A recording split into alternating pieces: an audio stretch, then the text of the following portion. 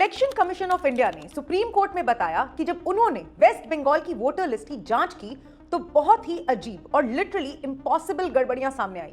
सीधे एग्जाम्पल से बताती हूँ। एक महिला को वोटर लिस्ट में 389 बच्चों की मां दिखाया गया। कई केसेस में 100 से ज्यादा बच्चे एक ही पेरेंट से जुड़े हुए थे। कुछ जगह दादा दादी की उम्र 40 साल से भी कम निकली। कहीं पेरेंट्स और बच्चों के बीच एज गैप सिर्फ 15 साल का था और कई केसेस में 50 साल से भी ज्यादा।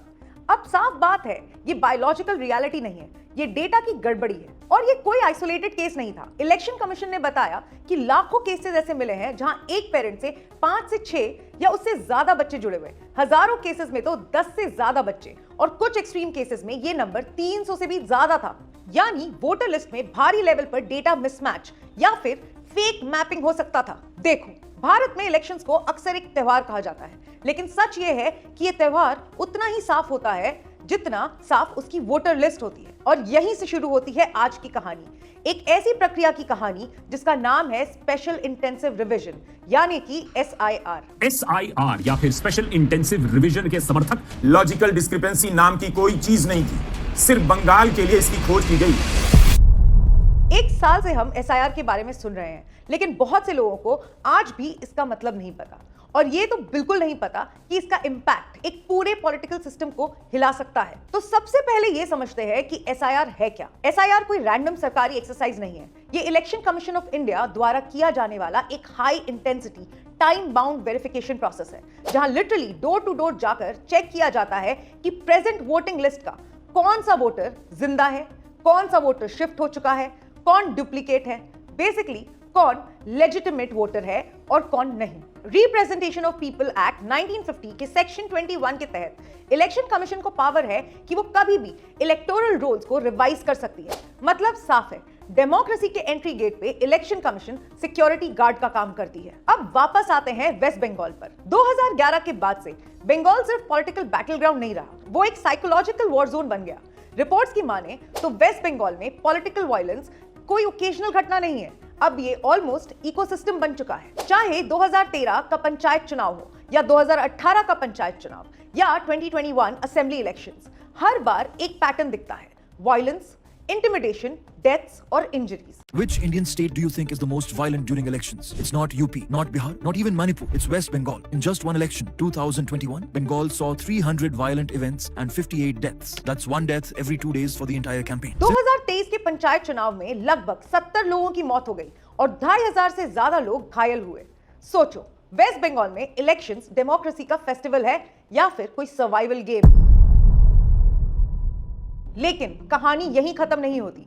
अब आती है एक और लेयर, इल्लीगल इमिग्रेशन। भारत और बांग्लादेश के बीच बॉर्डर कोई दीवार नहीं है, वो एक पोरस लाइन है जहां पे सालों से मूवमेंट होता आया है। गवर्नमेंट स्टेटमेंट्स और एकेडमिक एस्टिमेट्स के हिसाब से इंडिया में करोड़ों इल्लीगल बांग्लादेशी इमिग्रेंट्स मौजूद हैं और सबसे ज्यादा कंसंट्रेशन वेस्ट बंगाल में बताया जाता है। कुछ एस्टिमेट्स के मुताबिक लाखों लोग पिछले दशकों में साइलेंटली भारत के सिस्टम में एब्जॉर्ब हो चुके हैं। इसका मतलब ये कि बांग्लादेशी इल्लीगल इमिग्रेंट्स सिर्फ यहाँ रहते नहीं है, धीरे धीरे सिस्टम में घुस जाते हैं, डॉक्यूमेंट्स बनते हैं, आइडेंटिटी एस्टैब्लिश होती है और फिर वोटर लिस्ट में एंट्री हो जाती है। अब इमेजिन करो, अगर वोटर लिस्ट में ऐसे लोगों की संख्या सिग्निफिकेंट हो जाए तो क्या होगा? सिंपल, इलेक्शन आउटकम प्रभावित होगा। और अगर इलेक्शन आउटकम प्रभावित होगा तो पॉलिसीज, गवर्नेंस, पूरा पावर स्ट्रक्चर बदल जाएगा। ये सोच के भी कितना डरावना लगता है कि भारत के किसी स्टेट की सरकार बांग्लादेशी चुन रहे हैं। और यहीं पे SIR का इंपॉर्टेंस सबसे ज्यादा है। SIR बेसिकली एक सर्जिकल स्ट्राइक है, लेकिन डेटा के ऊपर। ये आइडेंटिफाई करता है duplicate entries, fake identities, dead voters and illegal inclusions. मतलब जो इनविजिबल मैनिपुलेशन है, SIR उसे विजिबल बना देता है। But obviously her surgical strike comfortable नहीं होता। SIR जब लागू होता है तो नेचुरली रेजिस्टेंस आता है। क्यों? क्योंकि अगर वोटर लिस्ट क्लीन हो गई तो कई एस्टैब्लिश्ड इक्वेशंस टूट सकती हैं।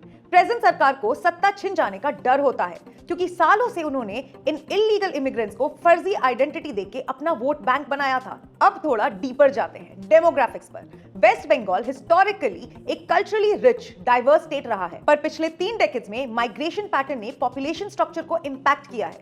कुछ बॉर्डर डिस्ट्रिक्ट्स में रिलीजियस डेमोग्राफिक्स में नोटिसेबल शिफ्ट्स हुए हैं, जैसे कि पिछले 2 दशकों में बंगाल की हिंदू पॉपुलेशन 78% से 70% हुई है। लेकिन इशू तब बनता है जब ये चेंज अनडॉक्यूमेंटेड हो और इलेक्टोरल सिस्टम को डायरेक्टली इन्फ्लुएंस करे। अब क्रिटिक्स और चमचे कहते हैं कि एसआईआर मिसयूज हो सकता है, जेन्युइन वोटर्स को परेशान किया जा सकता है, डॉक्यूमेंटेशन डिमांड से पुअर पॉपुलेशन इंपैक्ट हो सकती है। तो क्या करें? इस डर से अपने घर की सफाई ना करें। इनफैक्ट एसआईआर का मिसयूज ना हो इसलिए सरकार ने डीएससी और पीएससी सॉफ्टवेयर का भी यूज किया था। अब समझ लेते हैं कि डीएससी और पीएससी सॉफ्टवेयर हैं क्या।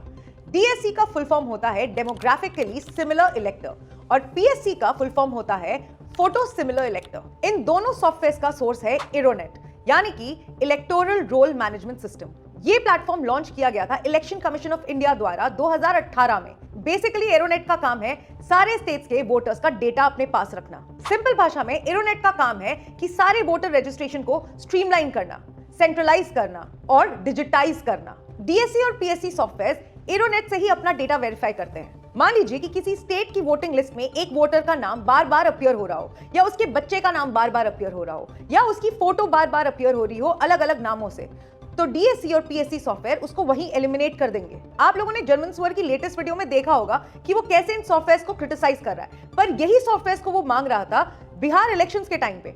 कमाल की बात यह है कि इलेक्शन कमीशन ने डुप्लीकेट वोटर्स को हटाने के लिए एक बहुत ही सिंपल सॉफ्टवेयर का इस्तेमाल कर सकता था, जिसका वो सालों से इस्तेमाल कर भी रहा था, लेकिन अपनी खुद की पुरानी गाइडलाइंस और प्रैक्टिसेस के खिलाफ जाते हुए इलेक्शन कमीशन ने इस सॉफ्टवेयर का इस्तेमाल नहीं किया। 61 लाख लोगों का नाम वोटर लिस्ट से काट दिया गया है। 60 लाख लोग सस्पेक्टेड वोटर बन गए हैं और ये डिसाइड कौन कर रहा है? कोई जज नहीं, कोई ऑफिसर नहीं, बल्कि एक सॉफ्टवेयर। अब मैं बताती हूँ कि बिहार इलेक्शन के टाइम पे ये सॉफ्टवेयर क्यों नहीं यूज किया गया था, क्योंकि सुप्रीम कोर्ट ने मना कर दिया था। सुप्रीम कोर्ट का मानना था कि डीएससी और पीएससी को और ज्यादा ट्राई करना चाहिए, उसके बाद ही इसे लागू किया जाना चाहिए। बिहार इलेक्शंस के बाद डीएससी और पीएससी सॉफ्टवेयर को कई बार टेस्ट किया गया और जब तक सुप्रीम कोर्ट उससे सैटिस्फाई नहीं हो गया तब तक उसे वेस्ट बंगाल में यूज नहीं किया गया था। बहुत कन्वीनियंटली जर्मन सुअर ने आपसे ये इन्फॉर्मेशन छुपा रखी। बेसिकली वो वही बोलना चाहता है जो उसके नैरेटिव को सूट करता है। क्या उसकी टीम को अभी तक ये नहीं पता था कि इस सॉफ्टवेयर को मल्टीपल टाइम्स टेस्ट किया गया है और सुप्रीम कोर्ट के अप्रूवल के बाद ही इसे वेस्ट बंगाल में यूज किया गया है।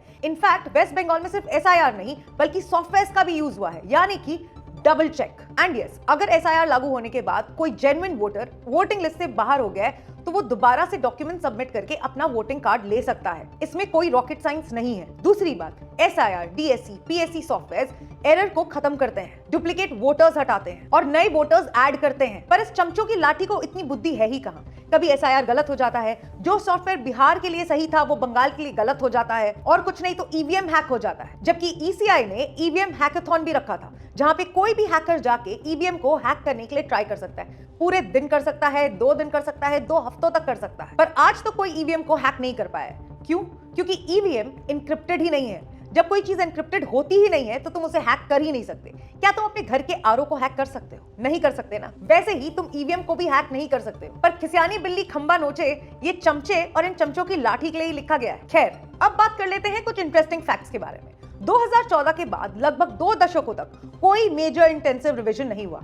मतलब इमेजिन करो, 20 साल तक डेटाबेस एक्यूमुलेट होता रहा, एरर्स, डुप्लीकेशंस, माइग्रेशंस। अब जब एसआईआर 2025-26 में फिर से अग्रेसिवली आया तो नेचुरली शॉकवेव आया। वेस्ट बंगाल जैसे पॉलिटिकली सेंसिटिव स्टेट में इसका इंपैक्ट और भी बड़ा हो सकता है, क्योंकि यहाँ सिर्फ गवर्नेंस नहीं, आइडेंटिटी पॉलिटिक्स, बॉर्डर डायनामिक्स और इलेक्टोरल मैथ तीनों कोलाइड करते हैं। खैर, अब बात करते हैं सिस्टम इन्फिल्ट्रेशन की। इलीगल इमिग्रेंट्स कैसे सिस्टम में घुसते हैं। ये कोई फिल्मी हैकिंग नहीं है, ये कोई ध्रुव राठी वाली ईवीएम हैकिंग भी नहीं है। ये एक स्लो साइलेंट प्रोसेस है।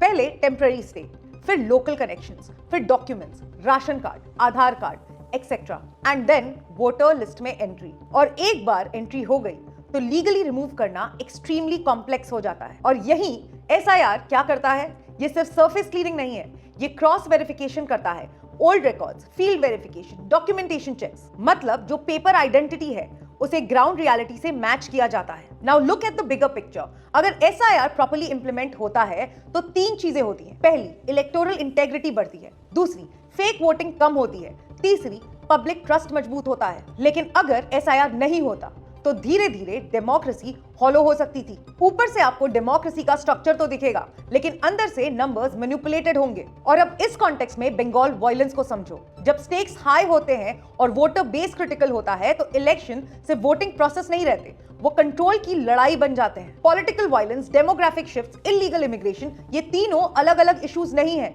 ये एक ट्रायंगल है जहां हर कॉर्नर दूसरे कॉर्नर को इन्फ्लुएंस करता है। और इस पूरे ट्रायंगल के बीच में खड़ा है SIR, एक ऐसा मैकेनिज्म जो इनविजिबल डिस्टॉर्शंस को चैलेंज करता है। लेकिन फाइनल सवाल तुम खुद से पूछो, क्या डेमोक्रेसी सिर्फ वोट डालने से चलती है या फिर सही लोगों का सही तरीके से वोट डालना जरूरी है? क्योंकि अगर एक डेमोक्रेसी का एक वोटर ही कॉम्प्रोमाइज्ड हो तो अंदर होने वाला हर इलेक्शन सिर्फ एक इल्यूजन बन जाता है। और SIR एक अटेम्प्ट है सिस्टम को साफ करने का। डेमोक्रेसी कोई इंस्टाग्राम रील नहीं है जो सिर्फ ऊपर से अच्छी दिखे, ये एक सिस्टम है जो नंबर्स पे चलता है। और अगर नंबर्स ही क्वेश्चनेबल हो जाए तो पूरा सिस्टम इल्यूजन बन जाता है। और इस इल्यूजन को तोड़ना बहुत जरूरी है, वरना वेस्ट बंगाल को बांग्लादेश बनते हुए देर नहीं लगेगी। और अंत में मैं आपसे सिर्फ ये कहना चाहूंगी कि वोट सिर्फ एक अधिकार नहीं है, ये एक वेपन है। और सवाल ये है कि ये वेपन सही हाथों में है या नहीं।